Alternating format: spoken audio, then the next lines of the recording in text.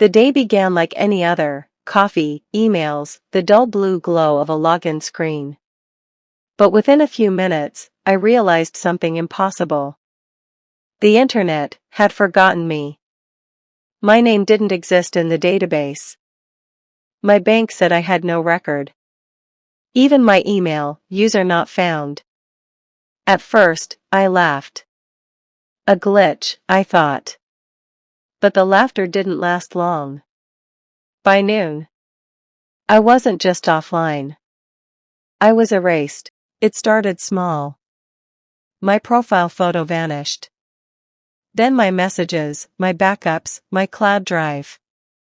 Everywhere I looked, emptiness. Google search said, no results found. I checked my social media accounts. Nothing.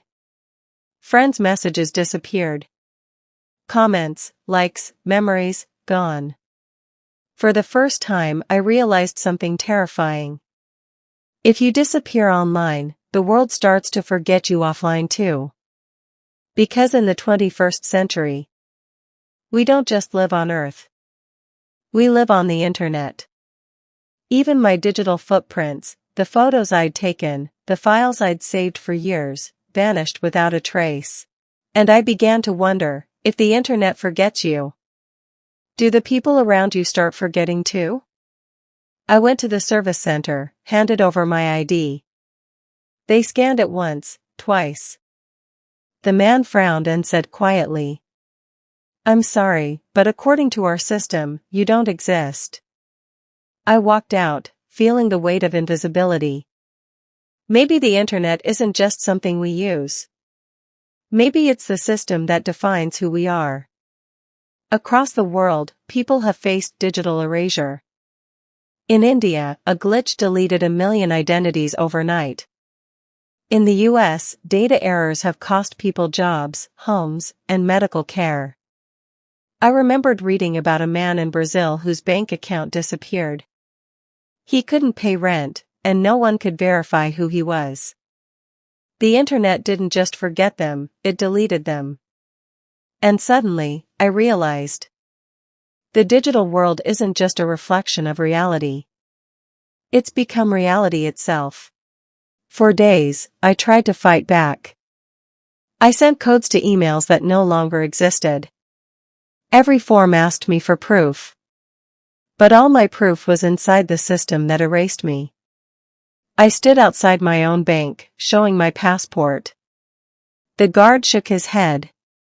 "Our system doesn't recognize this number."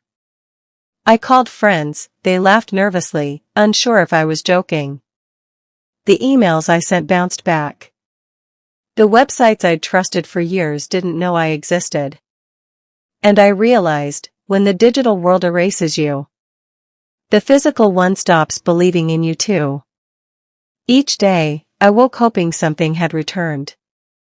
Each night, I went to bed wondering if I'd ever exist again. Days turned into weeks. No phone. No work. No money. I had to borrow cash because even PayPal didn't know me. At night, I'd stare at my dead screen. And in that silence, I started to notice things I'd forgotten. The sound of wind. The way light moved across the wall. The smell of paper and ink.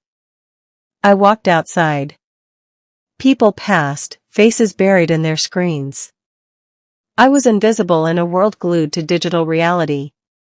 And yet, without the internet, I was forced to live inside my own mind again. I remembered small things, the sound of my mother's laugh. The way sunlight fell on my desk in the morning. It was both terrifying and peaceful. Then I met a cybersecurity expert, Lila Mensa. She told me, our digital world is built on trust. Trust that the code won't break. That the data won't vanish. But nothing online is truly permanent. She said, even one broken link, one wrong line of code, and everything you are, your identity, your history, your proof, can disappear. You become a ghost in the machine. Her words echoed in my mind as I walked home, thinking about all the files, emails, memories that could vanish in an instant. After nearly 2 months, an email arrived. We've located your account. Please verify your identity. Slowly, I began to exist again. My name returned. My files reappeared. But not all. Some messages were gone forever. My mother's last voicemail, lost. I realized then.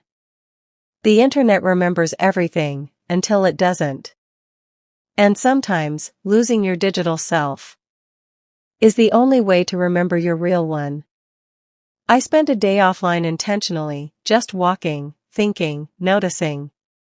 The world felt heavier, but somehow lighter. I remembered conversations I'd forgotten.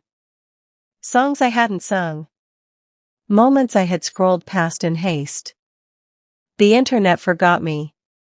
But for the first time, I remembered who I was. Every story lingers in our hearts, even after it ends. If today's story touched your heart, don't forget to subscribe. Because your subscription keeps our journey alive. And in the next video, we'll meet again with a new world, a new story. Remember, stories aren't just meant to be told, they are meant to be felt. So come along, subscribe, and get ready for the next journey.